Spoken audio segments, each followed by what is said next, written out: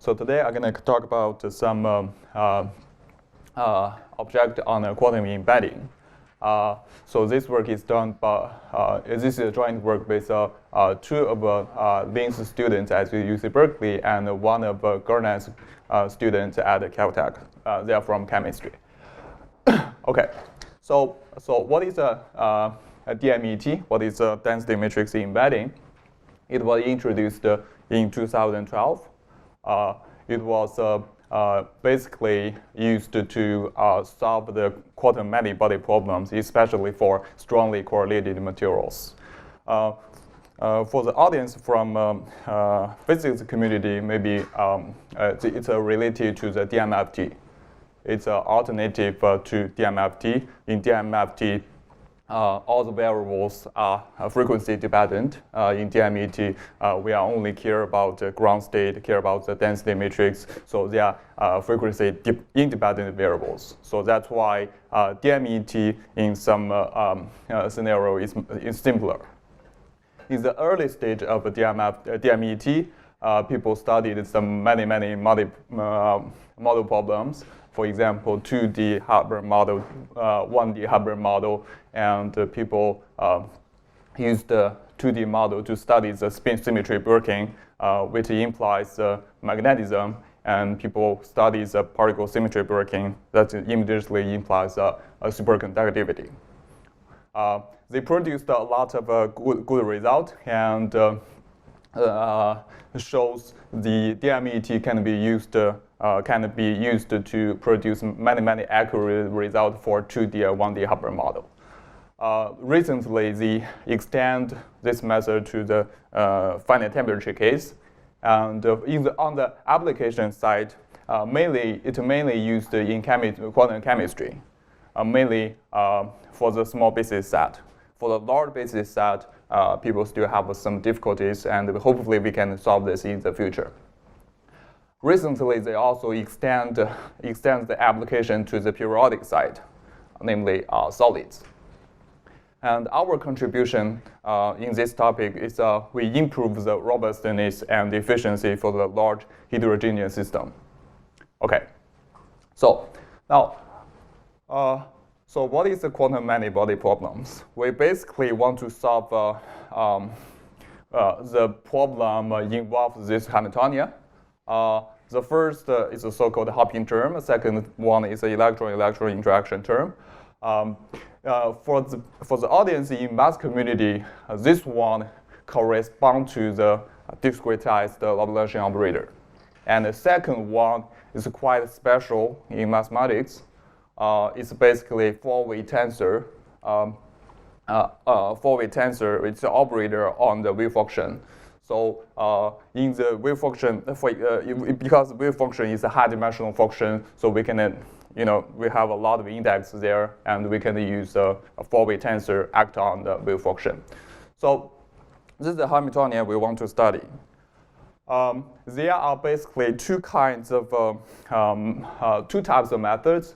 We will call the first class, we call it low-level methods, including the restricted, unrestricted Hartree-Fock, and even the extension of a Hartree-Fock, we call the Hartree-Fock-Bogoliubov theory, also including the density functional theory. So this type of method usually are less accurate for the quantum many-body problem, but it can be scaled up a very large system. For example, recently we calculate 3 million orbitals by 70 processors, and so just to show we can calculate very large system at mean field level. For the high level methods, they are quite accurate, but they are very expensive. For example, the most standard or people usually use this one as full CI, use the accurate, exact solution. It's NP hard, and people can only calculate less than 16 orbitals. There are some development for CI. For example, people developed selected for CI. People can calculate like less than 50 orbitals. So the computation quite limited by the full CI. People also developed the so-called DMRG, and it can be used to calculate 50 orbitals. Another very popular method is called the couple cluster. So it can be used to calculate 10 to 1,000 orbitals. This is pretty the typical classical method in quantum chemistry. So what is a quantum embedding? Quantum embedding basically combines them together. So typical quantum embedding including the DMFT, DMET, and DFT embedding. Okay. So what's the idea of a DMET? So it's based on a very classical linear algebra theory, so-called Schmidt decomposition. For example, we have a 2 Hilbert space, and in the dimension of the first Hilbert space is n. Dimension of the second Hilbert space is m. If m is larger than n is larger than m, for any psi in the product in the tensor product space, there exists m element in F1 and m element in F2 to represent the given element in the tensor product space. Okay, this is basically the Schmidt decomposition. The idea here is because m is less than n, so we only need to choose m element in both Hilbert space. So by use of this, of the Schmidt decomposition, we can divide the entire system into like nf fragments. For each fragment, the size, let's say, is LA. LA is much less than L. So we can represent the low-level wave function by this. First one is a fragment. Let's call it a fragment state and best state. So the best state only has the dimension of a best state is LA. So this is the basic idea of a DMET. We can reduce the problem, project the entire problem into an impurity problem. The impurity problem has a less dimension. So here we define the active space. We can solve an impurity problem in the active space. The active space is 2 to the 2 LA. It's not LA, it's 2 to the LA, including the best orbitals. Okay. Now, so next I'm gonna start introduce the DMET algorithm. I prefer call it the algorithm, not a theory. So the first step, we're going to construct a Galerkin projection, project the entire problem into an impurity problem. Suppose we have the one RDM, low-level RDM.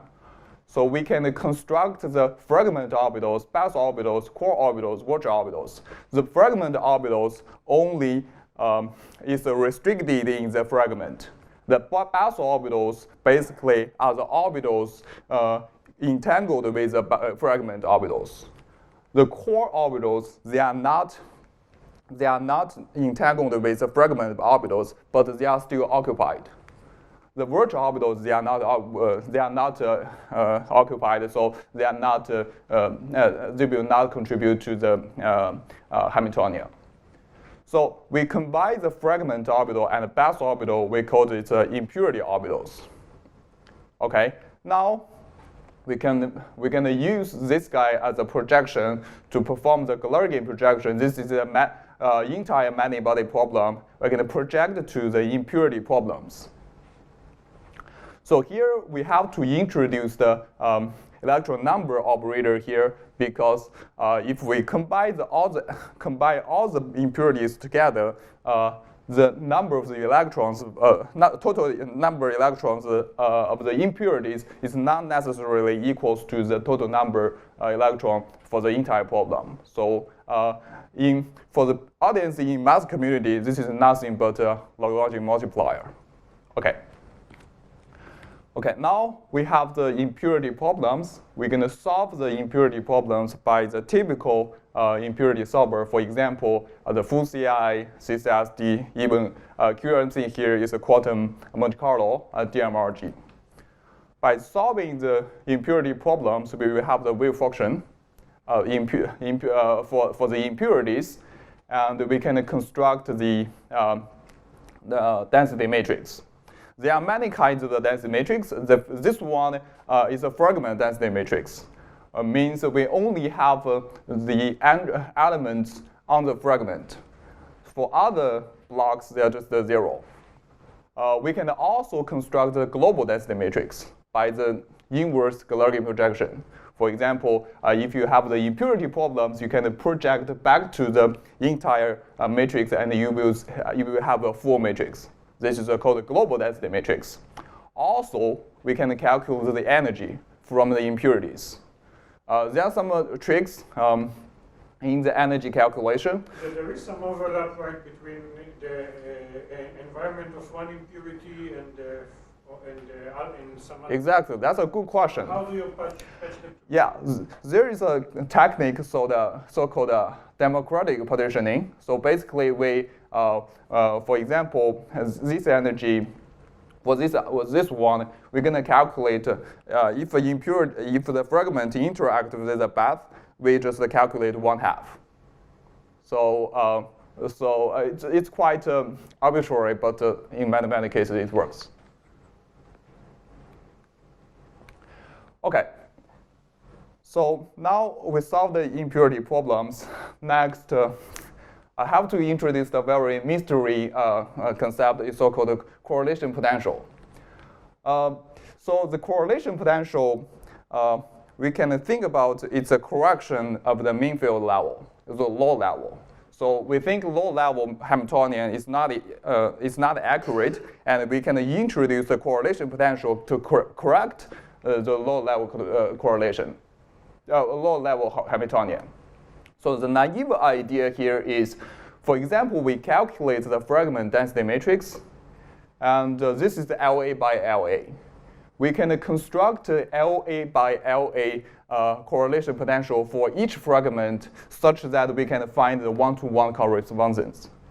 However, this correspondence is not one-to-one. It's not an injection. In many cases, it's not unique. Okay, we're going to talk about this later. There are some other choices of the fitting. People can choose, for example, the global density matrix as a objective, as a target density matrix. Also, people can choose only density of the fragments to fit. So UL here, some people think, okay, we have two variables in the correlation potential, and we can reduce the numbers of variables there and make UX sparse. Okay, next, how to optimize, how to get the correlation potential. So since we have the density matrix for each fragment, and we want to obtain the correlation potential, usually, the forward problem is if we have a correlation potential, how to get the density matrix. This is a typical. In this scenario, it's an inverse problem. Okay, how to solve the inverse problem? Basically, the simplest method is to do the least square optimization. Okay, people can use the CG or BFGS to optimize. However, this optimization problem is not always well posed. Okay, so we're gonna talk about this topic later on. People can also solve the convex optimization. It's a dual problem of the original problem, and we can solve it by some typical semi-definite programming. And this guy is not always well posed easier. Okay, so now let's put everything together. So let's start with the Hartree-Fock initial guess. And by the Hartree-Fock initial guess, we can construct a Galerkin projection. and obtain the impurity problems. Solve the impurity problems, we can get the energy and the RDM. Then we can use correlation potential optimization to fit the correlation potential and correct the mean field level density, mean field Hamiltonian. Okay, we will exit until the self-consistent loop converge. Okay, now, so let's talk about the difficulties in correlation potential fitting. To me, this is the most mystery part of a DMET. There are basically two kinds of difficulties. The first one is correlation potential fitting is very expensive. It's not suitable for large-scale problems because it requires calculate the density matrix many, many times. It requires calculate the derivative many, many times. So it's not suitable for large-scale problem. Second is the optimization is ill-conditioned. So here the example, when the fragment size increase, and you can see the homolumo gap decrease dramatically. When the fragment size is like 6 or 8, the gap is basically 0. It's almost gapless all the time. Okay. The convex optimization is not unique either. So it's a quite difficult problem. Even people tried some regularization, and the solution is still not unique. Now, we proposed the two ideas to try to solve these two difficulties. The first one we called it a projected DMET. The projected DMET, the idea is quite simple. Suppose we have a correlation potential optimization problem here. I just reformulated the problem. And so here the W means piecewise element-wise multiply mask function such that we can fit different elements in the density matrix. When W here is 1, if P and Q are in the same fragment, this is going to be DMET. If W is always 1, that means we're going to fit the global density matrix. Okay, now in PDMET, we're going to fit the global density matrix. Namely solve the minimization problem here. So this looks like make the minimization problem more difficult because we have more target elements. However, for these problems, we can find the explicit solution. So solution, you just diagonalize this one and select the lowest NE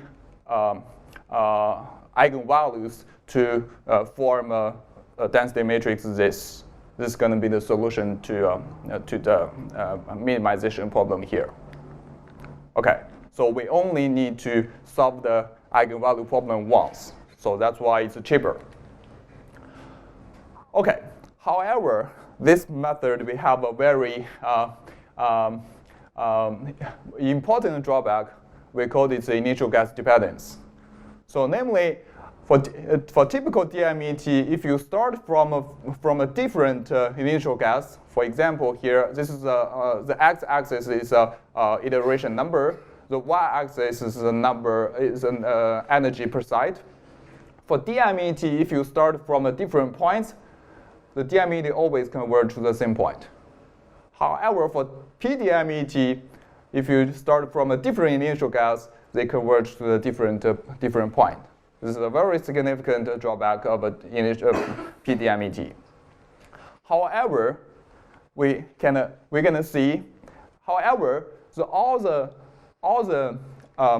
convergent results are acceptable, at least for people from chemistry. They think the result there are some initial guess dependence, but they are acceptable. On the other hand, we can see the CPU times dramatically reduced. This is a low-level calculation for DMET. You can see the the CPU times increase dramatically, but for the PDMET, the CPU times basically increase linearly. Okay, another method we called it local fitting DMET. So again, think about the correlation potential problem here. This is a correlation potential in original DMET. We observed actually the linear response of the density matrix actually is quite sparse. It's not sparse, but it decays very fast. So that means, in some sense, we can we can do some local fitting. We don't have to care about the long range interactions, and we will pick up the long range interactions later by the iteration of the DMET. So okay. So here the difference is this problem is a global problem. We have to sum up all the cost functions from each fragment. But this one, we're going to minimize the least square problem for each fragment. So that's why this can be simpler, and in some cases, we can show actually it's faster. Okay, we also proved if we do the local fitting for the DMET, the result can be equivalent to the original DMET. The two problems have the same fixed point. That means whenever the fixed point of DMET exists, we can always use a local fitting. Okay, there are some results. These two figures show you we don't have the initial dependence, and our DMET converge to the same point of DMET. And finally, I present some applications. So this is a hydrogen chain model, and we're going to stretch the 10 hydrogens, and you can see the blue one here is a Hartree-Fock energy, and the red one and the green one, they are DMET and LDMET. The orange one is a full CI solution. Basically, it's the exact solution. We can find a very good agreement between among the full CI DMET and LDMET. If you look at the error, actually, we can correct about 99% of the correlation energy by DMET. So if you do DFT, you will be amazed by this result. Also, we can see DMET and LDMET. DMET, they have the same error, means they converge to the same point. In terms of CPU times, you can see the orange one is the DMET correlation potential. The slope is about 2.9, basically it's 3. For LDMET, the slope is less than 1.3. So LDMET is much cheaper than DMET. Okay, now let me conclude. So we developed two methods, PDMET and LDMET. In PDMET, we eliminate the correlation potential, but it has an issue of initial dependence. LDMET is absolutely cheaper than implementation of DMET. We recommend always use LDMET to perform the DMET. And there is one very annoying issue is the gapless. So until now, we still don't know how to completely solve this problem, and we hope we can propose some other ideas. In the future, we are going to try to do the density embedding in the real space, try to solve this problem, because we observed in the density fitting is always better than the density matrix embedding. And we also try to solve the quantum chemistry in the large basis set. For example, CCPVDZ, and so on. And the last topic, this actually is our original motivation of this project. We are trying to solve the ab initio simulation of a twisted bilayer graphene. You see, we studied very large BDG equation. We studied the quantum embedding, and our final goal is to try to solve the twisted bilayer graphene. Yeah.